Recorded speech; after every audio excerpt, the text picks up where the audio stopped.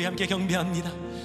만입이 내게 있으면 그 힘 다 가지고 내 구주 주시는 주를 늘 찬송하겠네.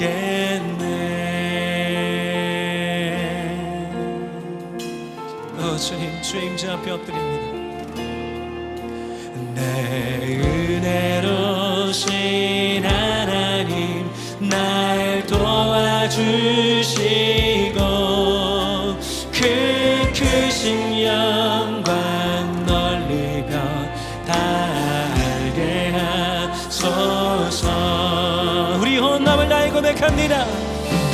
내 주의 귀한 이름이 날 위로하시고 이 그의 음악 같으니 참이라 되도다. 내 죄의 권세 깨뜨려 그 결 바꾸시고 이 주한 마음을 비로소 고정케 하셨네. 주님을 경배합니다.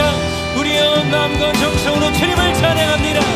하나님이 내게 있으면 그 힘 다 가지고 내 구주 주시는 주를 늘 찬송하게.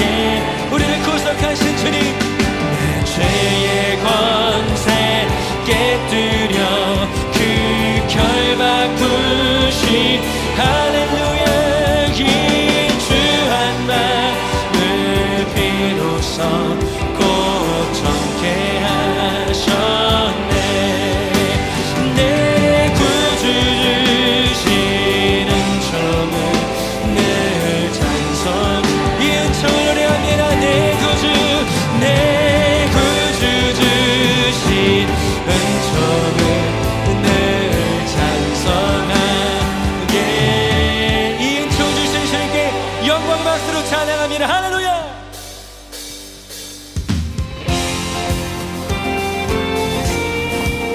이 세상 모든 만물을 영광 가운데 다스리시는 우리 주님을 찬양합니다. 우리 함께 기쁨으로 찬양합니다. 모든 만물 다스리시는 예수는 주.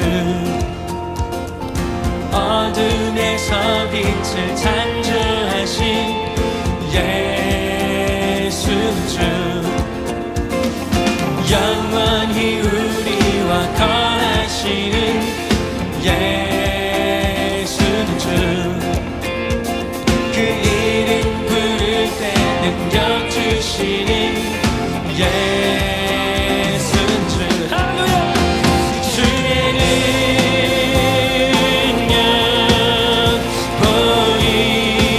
보이소서. 주의 능력 보이소서. 오 하나님.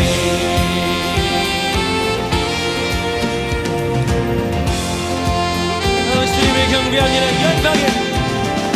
열방의 소망이 되시는 주님 예수는 주. 우릴 구원하신 능력의 하나님 예수는 주.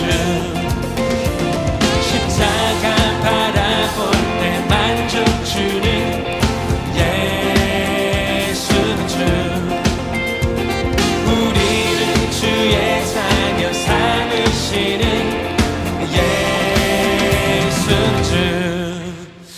주의 능력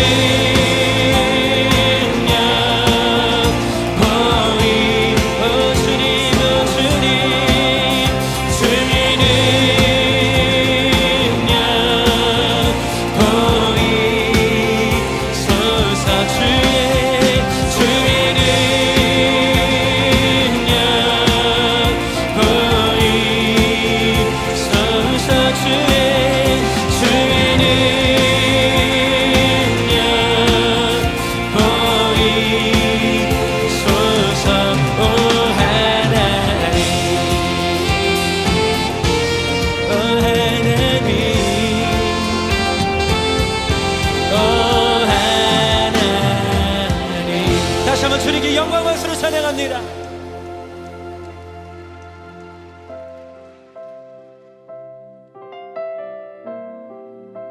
크고 위대한 일 이루시며 작고 세밀한 부분까지도 역사하시는 우리 주님 앞에 엎드립니다.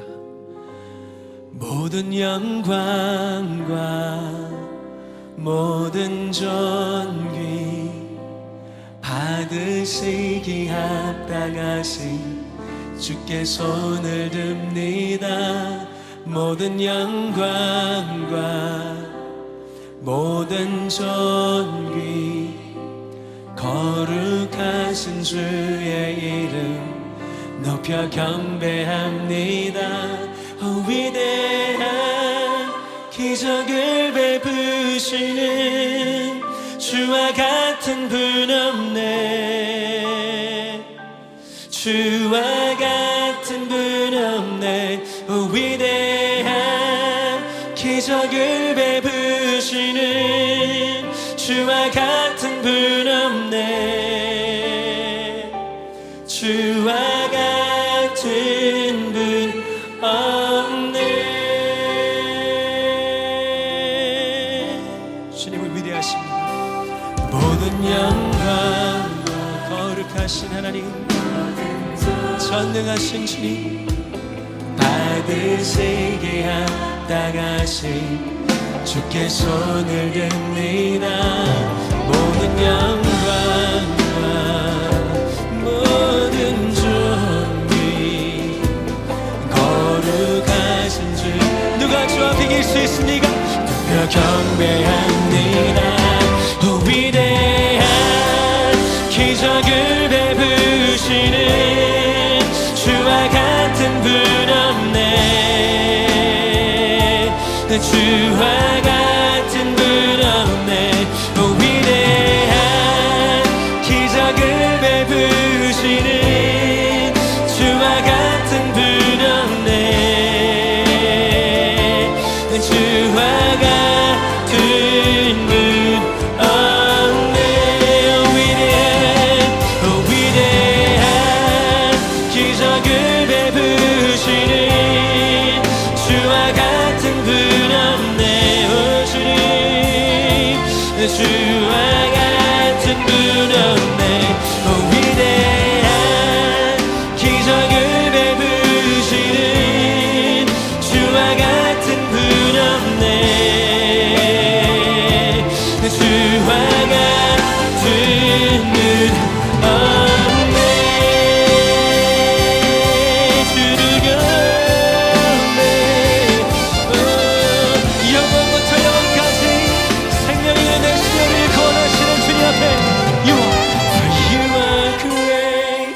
You do miracles so great.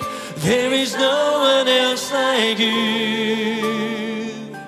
There is no one else like you. For you are great.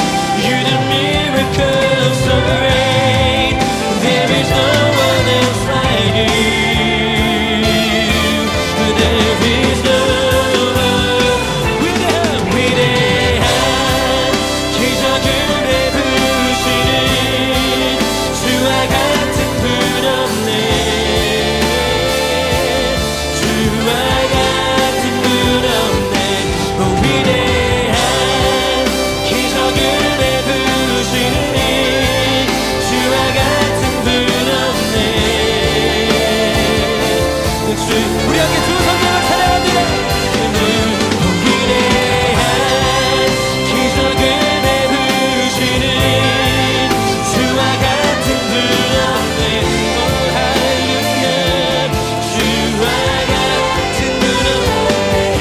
위대한 기적을 베푸시는 주와 같은 분 없네. 주와 같은 분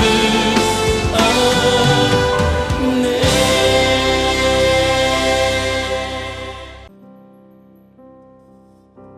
주의 임재 앞에 잠잠해. 주 여기 계시네. 와서 모두 굽혀 경배해 신령과 진리로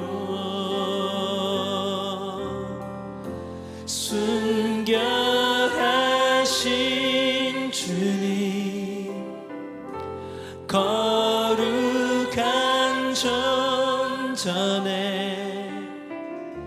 주의 임재 앞에 잠잠해 주 여기 계시네. 주의 영광 앞에 주의 영광 앞에 잠잠해 주의 빛 비치네.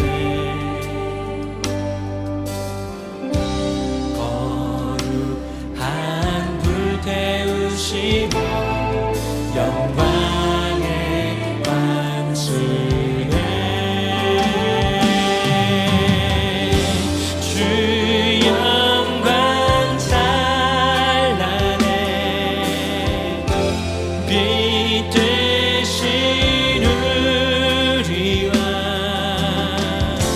주의 영광 앞에 잠잠해 주의 빛 비치네. 우리 목소리 높여 찬양합니다. 주의 능력 앞에 잠잠해 주 역사하시네.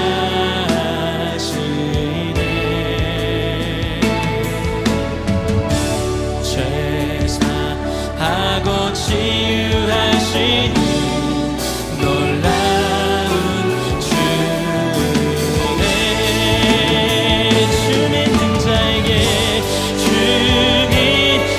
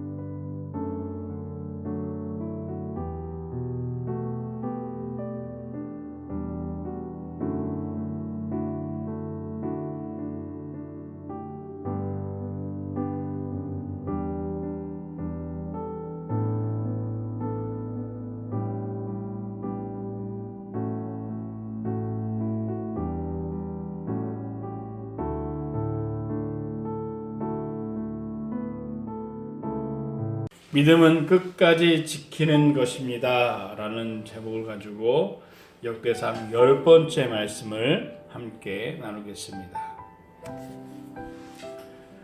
운명의 결정을 둔 두 사람이 있습니다. 그중 한 사람은 무소불위의 권력, 업슬무, 바소, 안이불, 할위. 무소불위는 자신의 권력으로 하지 못하는 것이 없는 힘을 가진 사람이 무소불위의 권력자다, 이렇게 이야기합니다. 대부분 이 말을 쓸 때는 긍정적인 표현을 이야기하기보다 부정적인 사람을 이야기할 때 이 사자성어를 많이 씁니다. 오늘 2명 중 1명은 그 권력을 휘두르던 권력자였습니다. 그 무소불위의 권력을 갖고 있던 사람이 사면초가에 빠지게 되었다.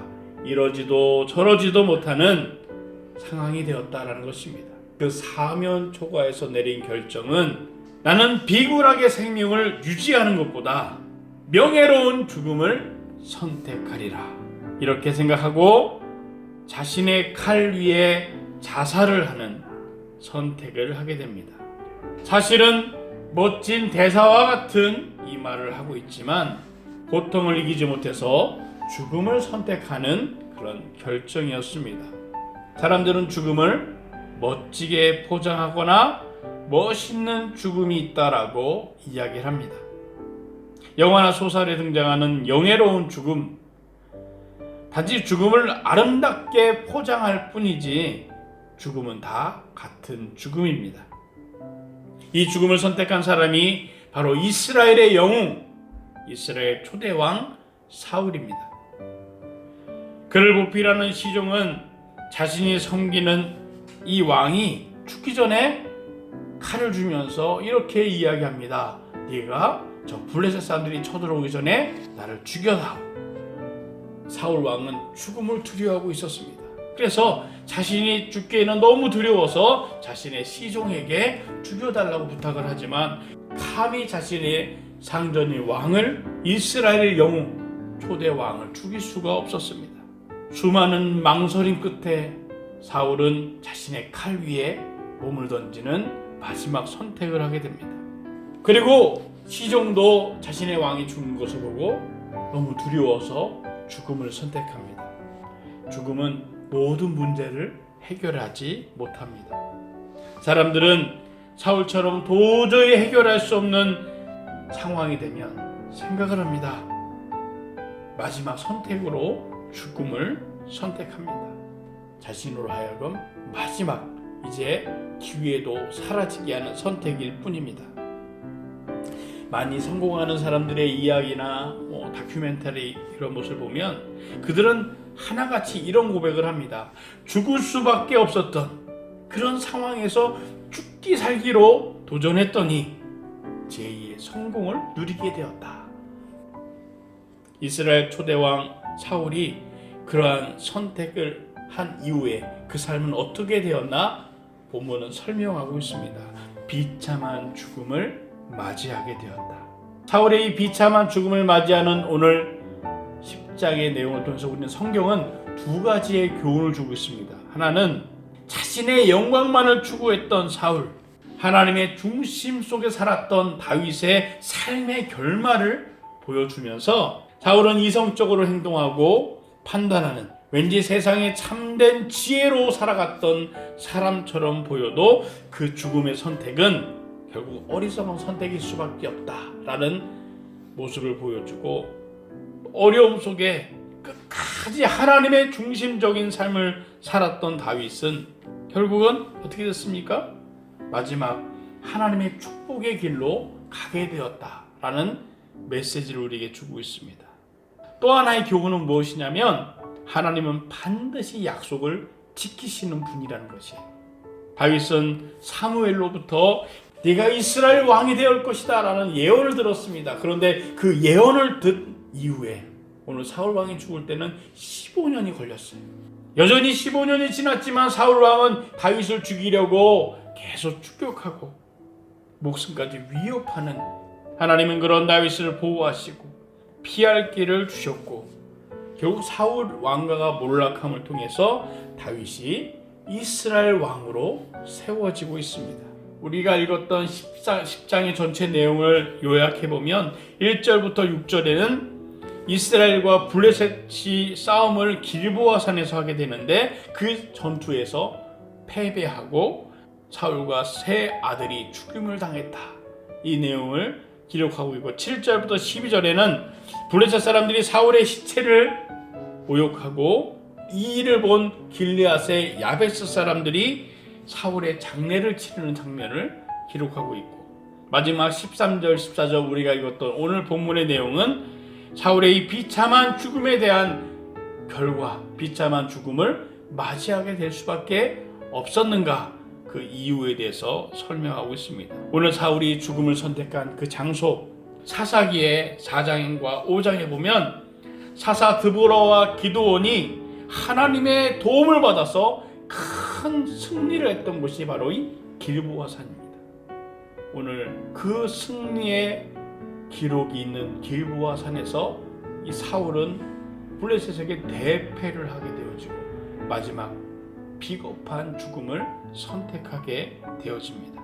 사실 다윗도 이 길보아산의 전투에 참여할 뻔했습니다. 그 당시에 블레셋이 다윗을 돌보고 있었는데 이 블레셋 왕이 너도 이 전쟁에 참여하라 했는데 다윗은 어쩔 수가 없는 거예요.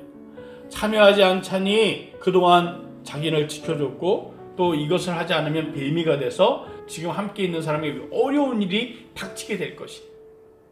또 참여하자니 자신의 민족과 싸워야 되는 거예요.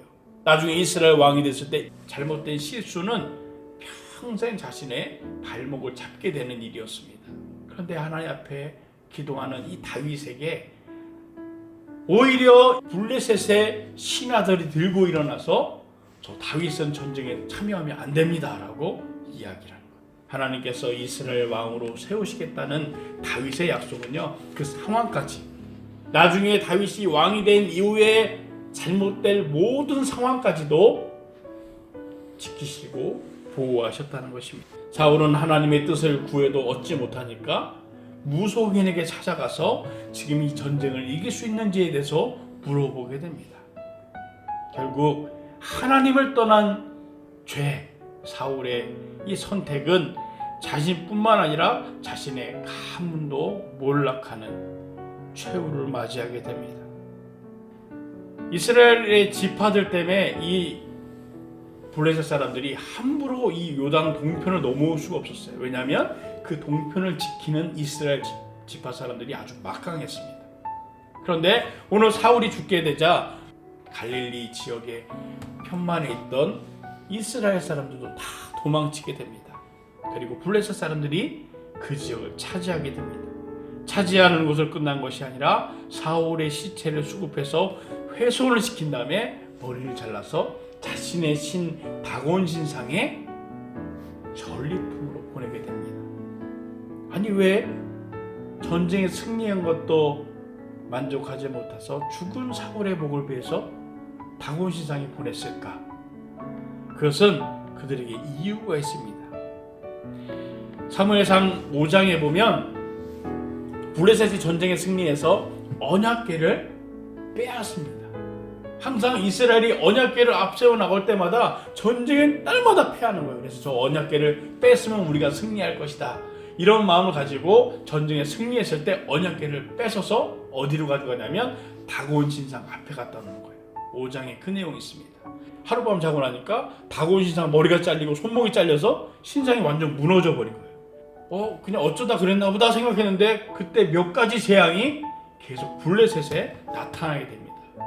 블레셋 사람들 너무 두려워서 기랏 여아림으로 이 언약궤를 보내게 됩니다.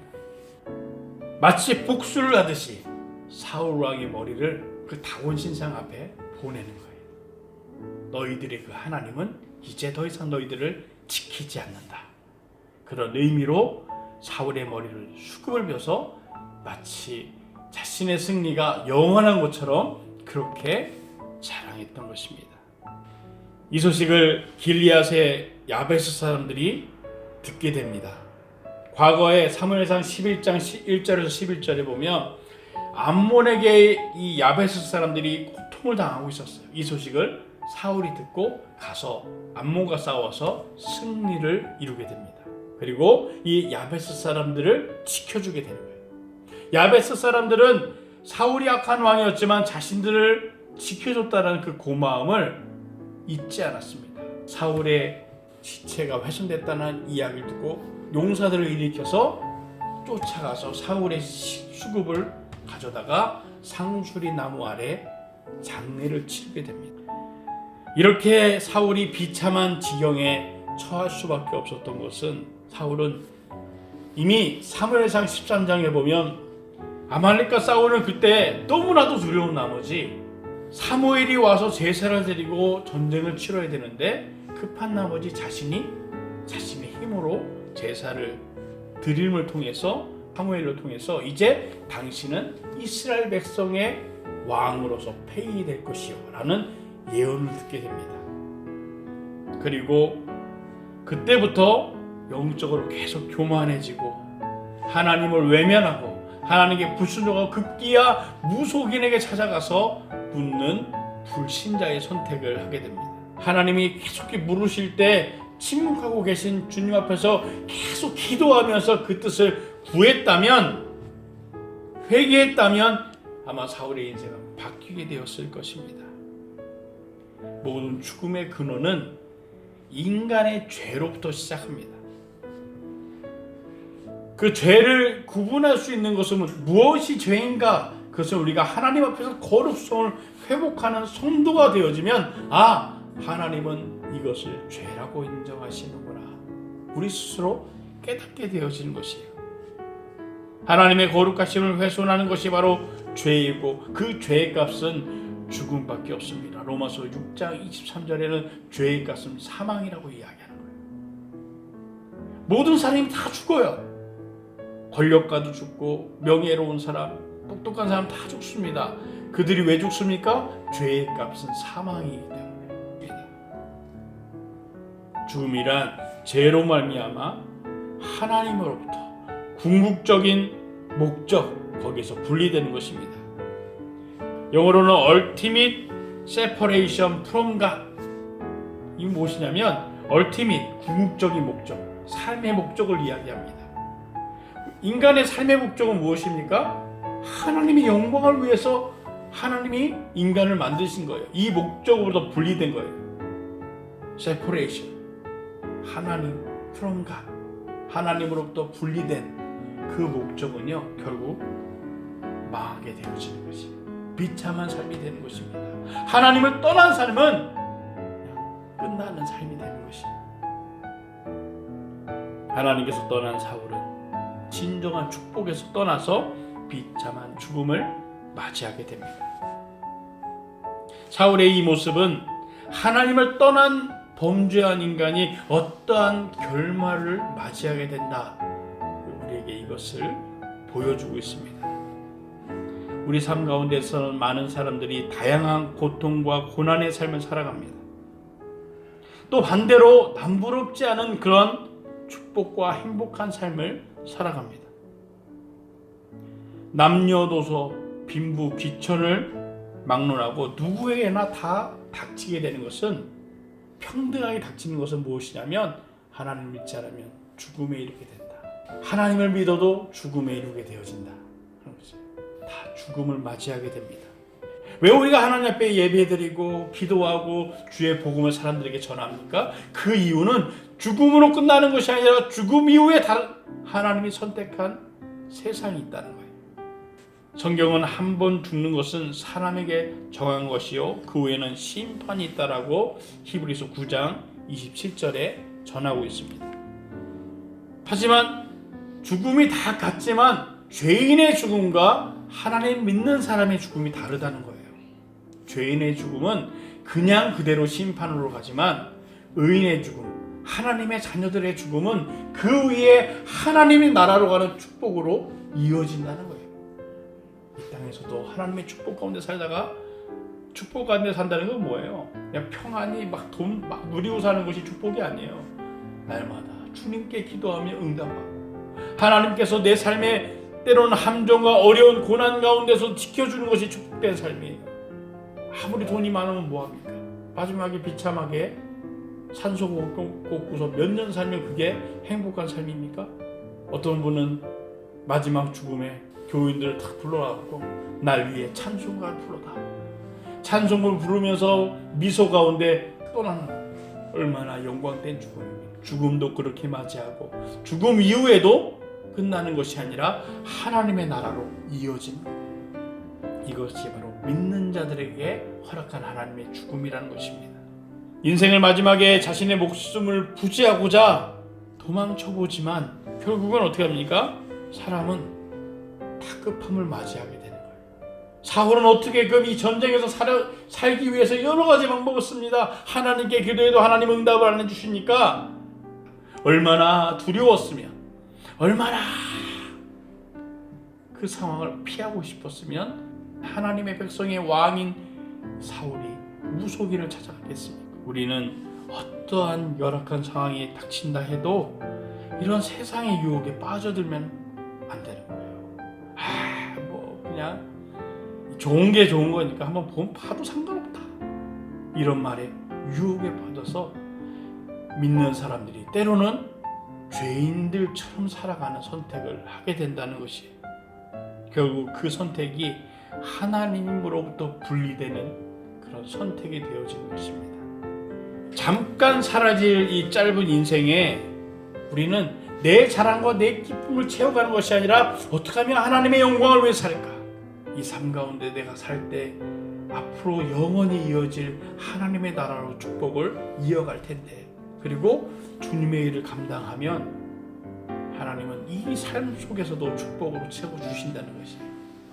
데살로니가서 후서의 1장 6절에서 10절의 말씀에는 우리에게 이렇게 권면합니다.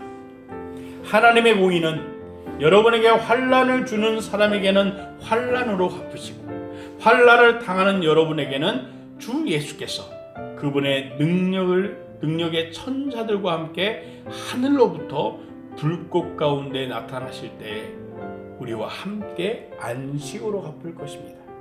하나님을 알지 못하는 사람과 우리 주 예수 그리스도의 복음에 복종하지 않는 사람에게 형벌을 내리실 것입니다. 그런 사람들은 주의 얼굴과 그분의 영광스러운 능력에서 떠나 영원한 멸망의 형벌을 받을 것입니다.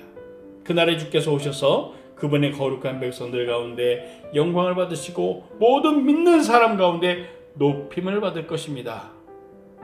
이것이, 이 증거를 믿기 때문에 우리가 하나님 앞에 있는 것이, 예수 안에 있는 것입니다.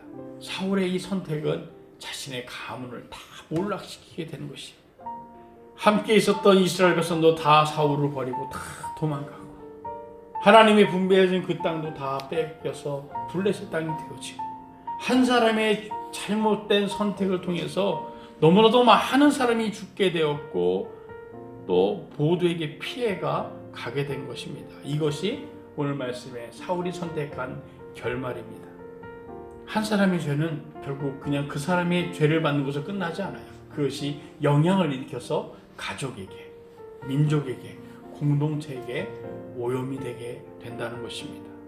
자신의 선택을 통해서 자신만 끝나는 것이 아니라 자신을 통해서 많은 사람들이 파멸에 이르게 되는 것입니다.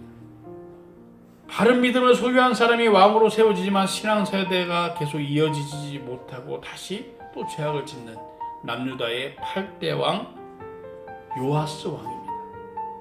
그는 하나님을 전심으로 섬기고 종교개혁을 이룹니다. 그런데 그것이 그가 잘해서가 아니라 그와 함께 보필했던 제사장 여호야다가 있었기 때문에, 여호야다가 어렸을 때부터 하나님 말씀을 지키게 그렇게 길렀지만 나중에 여호야다가 죽고 난 다음에 요아스는 또 타락의 길에 빠지게 됩니다. 그리고 하나님을 버리고 우상을 섬기게 되어집니다. 많은 인명을 살상했고 나라를 큰 위기에 빠지게 만들었습니다. 이처럼 믿는 사람들이 믿지 않는 사람들 가운데 있을 때는 좋은 영향을 주면 믿지 않는 사람도 하나님의 앞에 축복의 사랑으로 바뀔 수가 있습니다. 그래서 우리는 끊임없이 주의 믿는 자로 세상에 나가야 된다는 거예요. 가정에 바로 서야 된다는 것입니다. 히브리서 3장 12절에서 14절에 이렇게 권면합니다. 여러분 가운데 누구든지 살아계신 하나님을 떠나려는 악한 불신의 마음을 품지 않도록 조심하십시오. 도리어 오늘이라 일컬을 수 있는 그날에 여러분 가운데 누구라도 죄의 속임수로 완고해지지 않도록 서로 격려하십시오. 이는 우리가 처음에 확신한 것을 끝까지 굳게 붙잡으면 그리스도와 함께 나누는 사람들이 됩니다. 마지막까지 한 발까지 최선을 다하면서 아무것도 보이는 거 없다 생각하지만 믿음으로 나아가지면 도저히 연약해서 한 발 내딜 힘이 없는 우리에게 주님과 동행할 때 연약함을 하나님께서 붙들어 주셔서 정상에 이르게 만듭니다. 정상에 이르는 길은요 누구나 힘든 거예요. 끝까지 참고 인내하는 것은 신앙을 오래 한 사람이나 이제 신앙에 입문한 사람들이나 똑같은 것입니다. 요한일서 3장 4절에 누구든지 죄를 짓는 사람은 불법을 행하는 것입니다. 죄는 곧 불법입니다 라고 이야기합니다. 하나님 앞에서 모든 죄가 불법이고 모든 죄가 이 죄를 짓는 것처럼 우리는 죄에 대해서는 어떤 게 큰 죄고 작은 죄고 떠나서 우리가 스스로 성령 안에서 하나님 앞에 범하는 죄를 멈춰야 된다는 것이, 하나님은 죄를 미워하십니다. 그리고 이 죄가 결국 우리를 하나님으로부터 점점 멀어지게 만드는 거예요. 성도로서 사는 것은 참으로 어려운 일이 아니에요. 죄인으로 삶을 통해서 계속 성도로 살아가는 그 삶이 어려워지고 불편하게 만든다는 것입니다. 성도로 살아가는 거룩한 삶을 사시길 바랍니다. 그런데 성도로 산다는 것은 참 쉬운 일이 아니에요. 어떻게 살아야 될까? 오늘부터 성경책 피고 밥 먹을 때 성경책 보면서 기도하면서 부르짖으면서 시간을 정해놓고 1시간, 2시간, 3시간 정해놓고 막 기도해야 거룩한 삶을 사는 것인가? TV 보지 않고 사람들 만나지 않고 다 집에 가만히 있으면서 기도하고 밥 먹고 기도하고 밥 먹고 이것이 거룩한 삶일까? 그래서 데살로니가전서 5장 15절에서 22절에는 우리는 어떻게 살아야 되는지에 대해서 이렇게 말씀하고 있습니다. 악을 악으로 갚지 못하게 하고 오직 서로에게 모든 사람에 대해 선을 쫓으십시오. 이 선은 무엇입니까? 바로 하나님의 말씀. 우리가 온전히 깨끗하게 못 살아도 하나님의 말씀을 읽으면서 그 말씀대로 살려고 노력하는 거예요. 그때 우리 안에 무엇이 나타납니까? 기쁨이 나타나게 되는 거예요. 쉬지 않고 기도하게 되는 것입니다. 모든 일에 감사하게 되는 것입니다. 그리고 예수 안에서 하나님의 뜻을 날마다 발견하게 되는 것이에요. 성령을 소멸하지 마십시오. 예언을 멸시하지 마십시오. 모든 일에 분별하고 선한 것을 취하십시오. 악은 어떤 모양이라도 피하십시오. 이것이 거룩한 삶인 거예요. 성령을 소멸하지 않으면 성령이 우리를 붙들어 주시는 거예요. 예언을 멸시하지 않는 것이 무엇입니까? 미래에 이렇게 될 것이다. 이것이 아닙니다. 하나님의 말씀을 따라가려고 노력하는 것이 성도의 거룩한 삶인 것이. 사울이 사실은 처음부터 이런 악한 사람이 아니었습니다. 만약에 그가 처음부터 악했으면 하나님이 이스라엘의 초대 왕으로 사울을 세우지 않았을 것이에요. 사무엘상 9장 3절에서 5절의 말씀 보면 사울은 초대 왕으로 택함을 받을 만큼 하나님의 마음에 합한 사람이었습니다. 또 그는 자신의 영광을 자랑하기보다 자신을 찾아서 왕으로 세우려는 사람 앞에 숨어서 나는 왕 될 자격이 없다라고 이야기할 정도로 겸손한 사람이었습니다. 베냐민 지파의 아주 작은 그 가문의 출신 왕이 어떻게 이스라엘의 대표적인 왕이 되느냐 조롱하는 사람 앞에 말에 개의치 않고 하나님의 때를 기다렸던 사람이 바로 이 사울이었습니다. 또한 사울은 길리앗 야베스 사람들이 암몬 사람들의 고통당하는 걸 보고 정의로 일어나서 그들을 향해서 용기를 내어서 그 막강한 암몬과 싸워서 승리를 쟁취하고 야베스 사람들을 고통 가운데 구했던 정의로운 사람이 바로 이 사울이었습니다. 그런 사울이 영광이 계속되자 그 안에 교만이 쌓이게 된 것이에요. 점차적으로 내 생각이 맞다라는 거기에 그는 멈춰서게 됐습니다. 그리고 점차 자신의 판단을 따르게 됩니다. 하나님을 두려워하기보다 사람들을 두려워하고 하나님께 인정받기보다 사람들에게 존경받기를 원하면서 죄악 가운데 서게 되었습니다. 결국 하나님을 떠나서 무속인에게 묻는 그런 선택을 하게 된 것입니다. 하나님은 지금 우리가 살아가는 이 땅에서 심판을 내리기도 하지만 시간과 공간을 초월하여서 영원부터 영원까지 공의로 심판하신 분, 높은 보좌에서, 아니 우리의 모든 삶 가운데서 우리의 행위를 살펴보시는 분이 바로 하나님입니다. 불꽃 같은 눈으로 우리를 지키시는 분, 우리가 그 하나님의 의로운 심판 가운데 살아가는 것을 잊지 말아야 되는 거예요. 내 마음대로 내가 좋을 대로 살다 보면 결국 우리는 망하는 길에 서게 되는 것입니다. 예레미야서 17장 7절에 예레미야는 이렇게 전합니다. 여호와를 의지하고, 그래서 하나님의 신뢰가, 그의 신뢰가 여호와께 있는 사람은 복을 받을 것이다. 이는 연약해도 하나님을 바라본다. 너는 나의 자녀다, 나의 성도다. 그렇게 인정을 받는 사람은 그 다음부터 복이 계속 이어지게 되는 것입니다. 하나님은 만물의 중간자이십니다. 그 하나님께 우리 묻기만 하면 우리 앞날에 거칠 것이 없는 거예요. 묻고 대답만 얻으면 우리는 더 이상 실패와 쓰라림의 경험을 할 필요가 없습니다. 성공의 삶을 살기 원한다면 눈에 보이는 세상 것과 사람들이 말하고 있는 그 지혜, 헛된 지혜를 의지하지 말고 오직 하나님께 물으시길 바랍니다.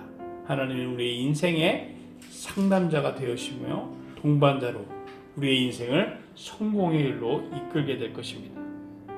잠언서 3장 5절에서 6절의 말씀에 보면 잠언의 말씀은 이렇게 기록합니다. 내 마음을 다해 여호와를 믿고 내 지식을 의지하지 말라. 내가 하는 모든 일에서 그분을 인정하여라. 그러면 그분이 내 갈 길을 알려줄 것이다. 우리 안에 끊임없이 하나님과 분리되려는 생각, 판단, 믿음, 사람들의 말 현혹되지 않고 끝까지 하나님의 말씀을 내 안에 새기면서 살아갈 때 우리는 실패하지 않습니다. 에베소서 4장 27절에는 마귀는 끝까지 우리를 미혹하기 때문에 마귀에게 틈을 주지 마라. 무엇이 죄인지를 하나님께 날마다 묻는 거예요. 기도하면서 하나님, 내가 이대로 가야 됩니까? 심지어 먹는 것조차도 하나님, 이것을 먹을 때 나에게 필요가 있습니까? 필요가 없습니까? 물을 때 그것이 마귀에게 틈을 주지 않는 거예요. 우리가 마귀를 대단히 연약한 존재로 생각하는데 그렇지 않습니다. 세상의 공중 세력을 잡고 믿지 않는 사람을 통해서 우리를 계속해서 유혹하려는 것이 마귀라는 거예요. 틈을 보이지 않기 위해서는 어떻게 돼요? 끝까지 주님을 바라봐야 돼요. 어떤 선택도 내 선택이 아니라 내 지혜가 아니라 하나님의 선택을 따라 한다면 우리는 실패의 길에 서지 않게 됩니다. 사울은 하나님의 선택을 받아 이스라엘 초대 왕이 되는 영광을 누렸습니다. 그런데 그는 한낱 다윗의 신실함과 축복된 삶에 다윗 왕과의 찬란한 것에 항상 비교 대상으로 사울이 등장합니다. 하나님 앞에 불신앙적으로 끝까지 불순종하다 마지막도 비참한 최후를 당한 사울, 그렇게 끝나버린 불행한 인생으로 그렇게 표현이 됩니다. 그리고 사울의 왕은 그 한 대에 그치게 되는 거예요. 다윗은 하나님과 언약을 맺고 그 대가 계속 이어지고 있는데 또 그 대에서 이어지다 죄를 지을 때마다 하나님께서 다윗을 생각하고 다윗의 언약을 생각하고 그 왕이 계속 이어지게 하셨는데, 그런데 사울의 왕은 그냥 사울로 끝나는 것입니다. 사울이 죄를 범하였기 때문에, 하나님과 분리되었기 때문에, 하나님보다 사람을 선택하고 자신의 지혜를 따랐기 때문에 이런 비참한 운명이 된 것입니다. 모든 죄를 두려워하고 멀리하고 하나님의 언약을 바라보면서 무엇이 죄인가? 하나님 무엇을 미워하는가? 내가 끊어낼 것이 무엇인가로 끊임없이 우리가 생각하며 나갈 때, 그리고 그 죄를 발견할 때마다 회개하면서 이제는 하나님의 성도로 살기 원합니다라고 끝까지 나아가는 그 삶을 살 때 우리는 실패하는 인생이 되지 않습니다. 하나님이 지키시는 믿음의 사람들이 되어진다는 것입니다. 죄 가운데 머물러 있지 않고 하나님의 성도로서 하나님의 축복 가운데 머물러 사는 저와 여러분 되시기를 주의 이름으로 축원합니다. 기도하겠습니다.